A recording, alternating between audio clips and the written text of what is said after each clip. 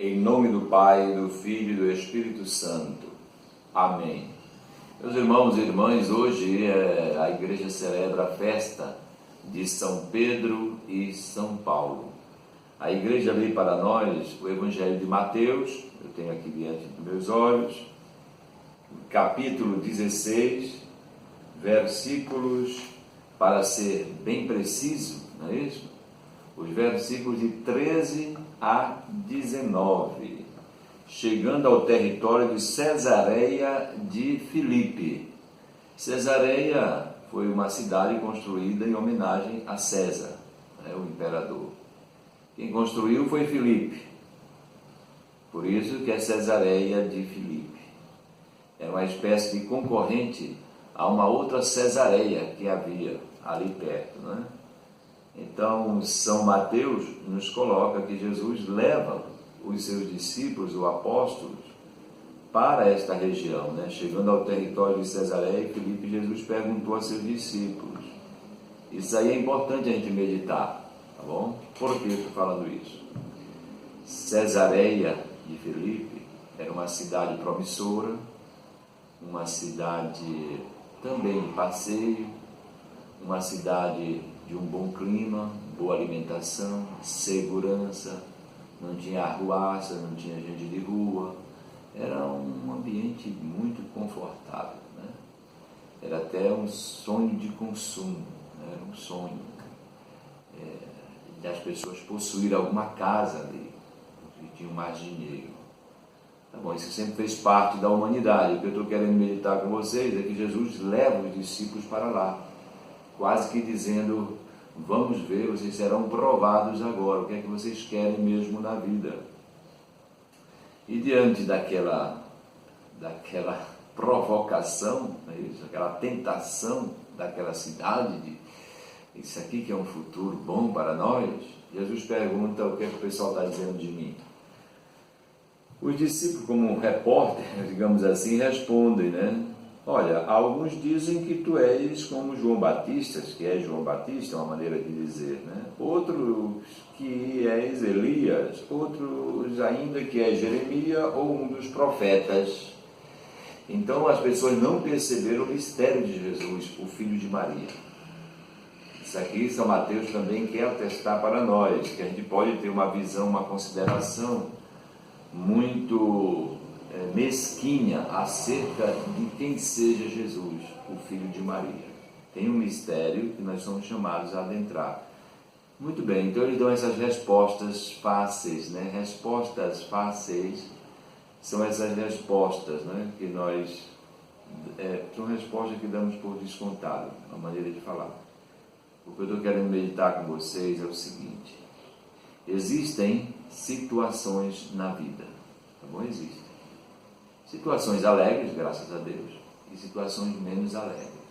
Tribulações, circunstâncias da vida que fazem nascer perguntas dentro de nós, né? Por que eu nasci? Por que a vida é assim? Ou por que Deus deixou que isso acontecesse? Né?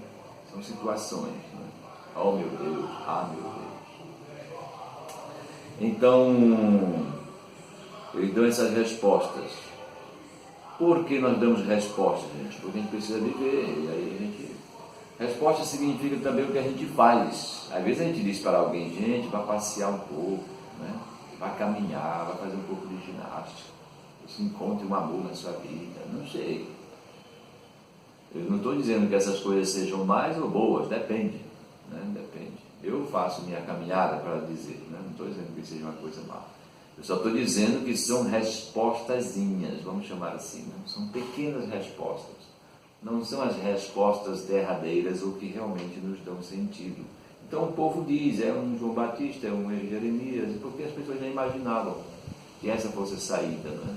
Você imitar o Elias, imitar o João Batista, imitar Jeremias ou algum dos profetas. Mas uma coisa nova mesmo eles não tinham descoberto ainda. Então nós vamos vivendo com as coisas que nós temos na nossa mente, né? Nós temos que sobreviver e viver, então nós vamos encontrando saída, buscando respostas àquilo que nos disseram, aquilo que eu aprendi, e a gente vai em frente. Muito bem, então Jesus não se contenta e faz a pergunta, né? Eu quero saber agora de vocês. E vós, quem dizeis que eu sou? O que eu significo para você? É isso que Jesus está perguntando, né? Qual a aliança que nós temos? Qual é o peso na sua vida que eu tenho? É o peso porque significa que Jesus vai comprometer nossos juízos, nossos pensamentos, as nossas considerações, as nossas decisões. Às vezes a gente escuta aqui e acolá, né, que as coisas da fé são coisas do mundo do além. Mas nesse mundo aqui não, a gente faz as coisas como costumamos fazer, ou como queremos fazer, ou como nos mandam fazer. Muito bem, mas isso aí não é a nossa fé, né? Jesus pergunta o que é que eu sou para vocês. Qual é o compromisso que nós temos? Qual é a significância, ou o significante eu sou significante para você, eu tenho um peso na sua vida. Jesus pergunta para todos, não é isso? Um só responde, festa de São Pedro, pronto, é por isso que a igreja está lendo isso. Porque Jesus pergunta para todos, um só responde. E a resposta desse um aqui vale para todos. É o mistério desse ministério que Pedro recebe.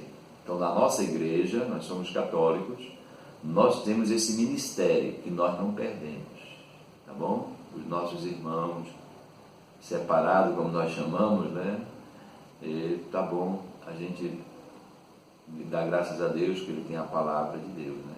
Eles têm a palavra de Deus, consideram a Bíblia, etc. Mas eles perderam esse ministério. Eles perderam isso, nós não perdemos. Então temos que dar graças a Deus que pertencemos à Igreja de Jesus, que não perdeu esse ministério. Qual é o ministério, Padre? De unidade. Pedro tem esse ministério de unidade, de confirmar os irmãos na fé. E Jesus entrega a este Pedro. Jesus pergunta para todos, um só responde. Vamos lá ver qual foi a resposta. Pedro respondeu: Tu és o Cristo, significa ungido, significa o esperado, significa o esperado do meu coração, significa a realização de todos os meus sonhos, é o Messias, o enviado de Deus, aquele que vai trazer luz para mim, luz para os meus passos, sabedoria para a minha inteligência. Tu és o Cristo, aquele esperado. O Filho de Deus, o Filho de Deus, que a gente pode traduzir também o Filho do Deus vivente, o Filho do Deus vivo. Então, o Filho do Deus vivo me faz vivo, o vivente me faz vivo. É outra resposta. É uma coisa completamente nova. Não é nem Elias, nem Jeremias, nem João Batista, ou alguns profetas, não é nada que a gente pensou, como diz São Paulo, né? A nossa mente, ninguém jamais pensou, ninguém jamais imaginou, ninguém pode imaginar o que o Senhor tem preparado para aqueles que Ele ama. Então, o que é que nós estamos querendo dizer? Que Pedro descobre isso por revelação divina, porque Jesus vai dizer, não foi a carne, mas o meu Pai que te revelou isso. Nós estamos meditando isso, né? Que Pedro descobre o mistério do Filho de Maria. Ele é o Messias, é o Cristo, é o ungido, o Filho de Deus vivo, aquele que nos faz vivente. É uma outra resposta, é uma novidade de vida. Muito bem, meus irmãos. Então, nós vamos terminar a meditação lembrando que eu comecei a meditar com vocês que nosso Senhor levou esses discípulos para Cesareia, não é isso? Por que a provação? Porque Pedro afirma,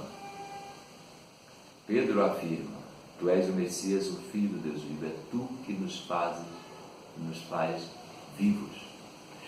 Porque alguém poderia ser tentado a seguir o Filipe. Seguir Filipe significa o quê? Não, nós queremos uma cidade igual essa aí, é essa aí que vai nos fazer vivos. Entendeu? É esta cidade que nos vai fazer vivos. Qual cidade? Quem sabe lá como foi construída essa cidade? Com quanto sangue de inocentes. Mas, de qualquer maneira, o nosso mundo é mundo mesmo, né?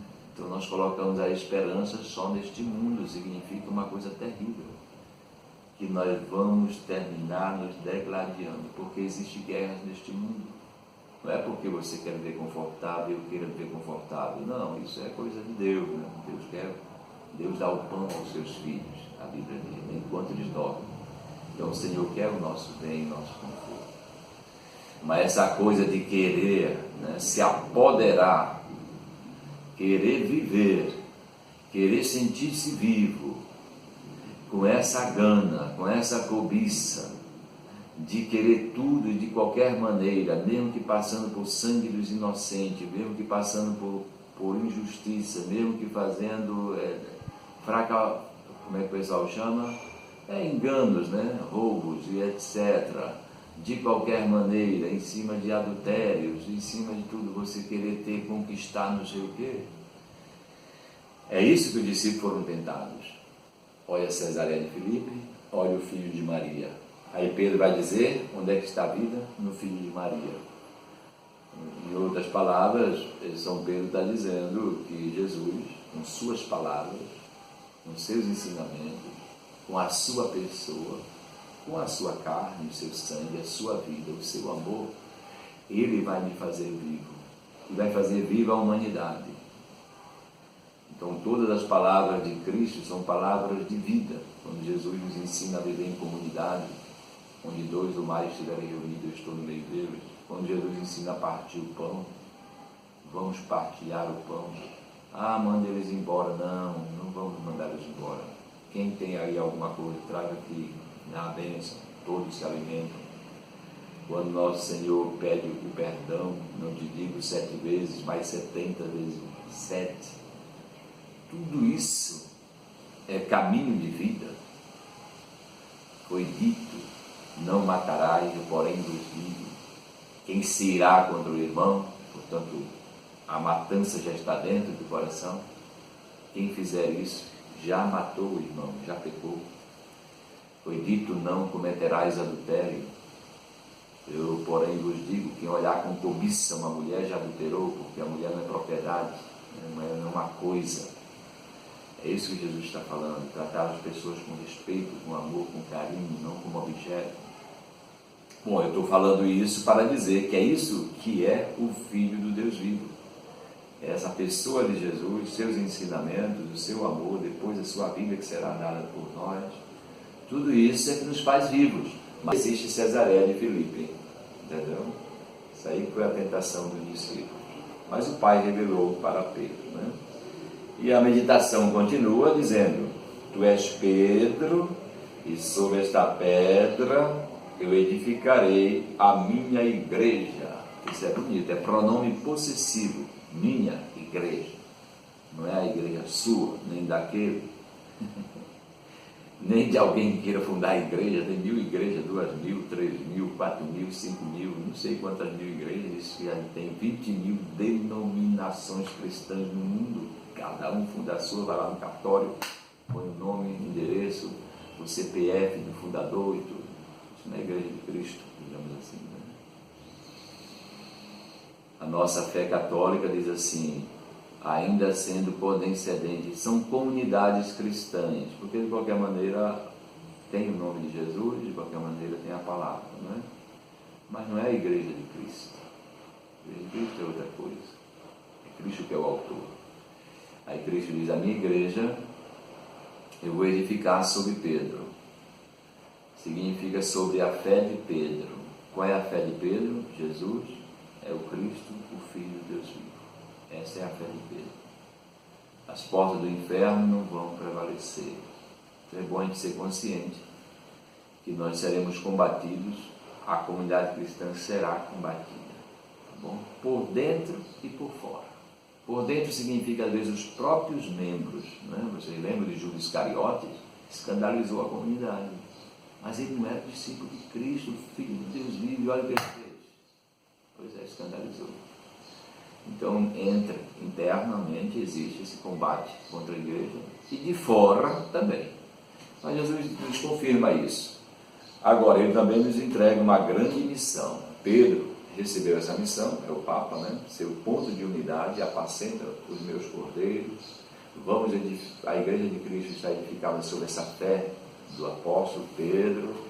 Muito bem. Aí depois Jesus diz, dá também para ele, e dando para ele, eu repito, está dando para a igreja, eu te darei as chaves do reino dos céus. O que tu ligares na terra será ligado nos céus. Olha, gente, a gente pode meditar de mil maneiras isso, né? Jesus está dizendo o seguinte, que a igreja é o sacramento de salvação. Em outras palavras, eu quero ir direto para Jesus. Só eu e Jesus, não existe. Não existe isso. Então, onde dois ou mais estiverem reunidos, então eu vou a Jesus com a igreja, pela igreja e na igreja. Tá bom? Nosso Senhor está conosco? Está. Quando estamos unidos, é isso aí, a vida de comunidade, a vida de igreja. Tá bom? Quando eu acredito aquilo que a igreja acredita, olha o credo, eu creio em Deus Pai Todo-Poderoso, creio no Espírito Santo, na Santa Igreja Católica, na remissão dos pecados. Eu estou unido a esta fé da igreja. Muito bem, meus irmãos. Então, nisso nasce um grande compromisso. O que vocês ligarem na terra será ligado no céu. Poxa vida, nós nos tornamos quase espelhos do reino dos céus. Então é um grande compromisso para todo o movimento, grupo, pastoral, eu sacerdote, você fiel leigo, você diz, eu sou católico, eu sou cristão. Isso aí é um grande compromisso, né? Se torna meio espelho do céu. Então, Jesus nos dá esse poder de ligar e desligar. Quase que dizendo, olha, agora é com vocês. É vocês que vão ligar e desligar. Eu vou para a casa do meu pai e fico lá com vocês. Fico com vocês para sempre. Vocês vão ficar ligando e desligando. Eu estou confirmando vocês. Olha aí a responsabilidade que nós recebemos, né? Meus irmãos e irmãs, eu gostaria de meditar também, né, falando da figura de São Pedro, né? De São Paulo. Por que Paulo foi tão importante? Porque Pedro foi aquele responsável pela igreja nascente na região da Judéia, porque ele é um judeu, digamos assim, e um homem do local, um homem provinciano até, né? Provinciano significa, ele falava só a língua dele, da região dele, digamos assim, né? Era um homem sem grande cultura e, portanto, confirmou os irmãos lá naquela localidade, na região da Judéia ou na Palestina também, podemos pensar assim, né? E Pedro, e depois temos a figura de São Paulo. Paulo já era um homem mais erudito, estudou na melhor escola da região, falava além da língua local, que era meio aramaico, meio hebraico, falava grego também, falava latim, era cidadão romano, portanto podia viajar um pouco mais tranquilamente, tinha essa proteção, porque ele tinha a carteirinha dele, digamos, de cidadão romano.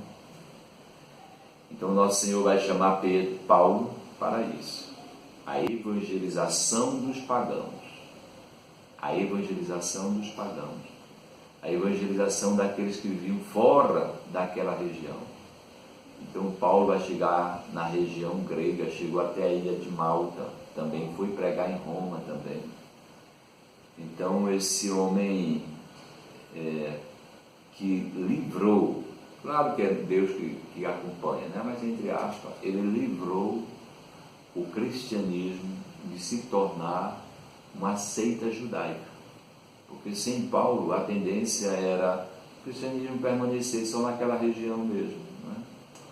E Paulo é que teve a visão de dizer, a revelação veio para todos, veio para todos. Então, hoje a igreja celebra São Pedro e São Paulo, para dizer quase que eles são colunas da igreja também, para dizer que eles dão esse exemplo de vida para nós, para dizer que eles são intercessores. Paulo chegou a dizer, sabe o quê? Sede meus imitadores. Olha aí. Por isso que a gente celebra um santo, para imitar, depois a pessoa deixou um bom exemplo. Ele disse, sede meus imitadores. Depois Paulo disse, orai uns pelos outros. Então o santo faz isso. Um reza pelo outro, ele reza por nós. E também eles são exemplos de vida para nós. Esse é o sentido de celebrar os santos na igreja. Intercessão e exemplo de vida. Meus irmãos e irmãs, gostaria de lembrar duas passagens, uma da vida de Pedro, outra da vida de Paulo. Pedro, uma vez, ele foi preso, a comunidade toda rezou por ele, não é isso? Foi na leitura que nós fizemos ontem, Atos dos Apóstolos 12, quem quiser ler, pode ler, Atos capítulo 12, ele foi preso, a comunidade ficou rezando por ele, e o anjo do Senhor libertou.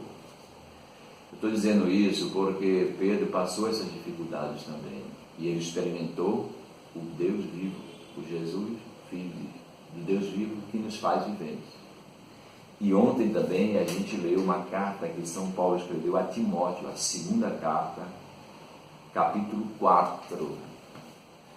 E ele disse, sabe o que? Uma frase muito forte, ele disse: eu fui liberto, ou libertado da boca do leão, de Satanás. Ele também passou por dificuldades, mas experimentou a força do Cristo, do Filho do Deus vivo que nos faz vivos. Eu fui liberto da boca do leão. Que o Senhor nos abençoe neste dia, em nome do Pai, do Filho e do Espírito Santo. Amém.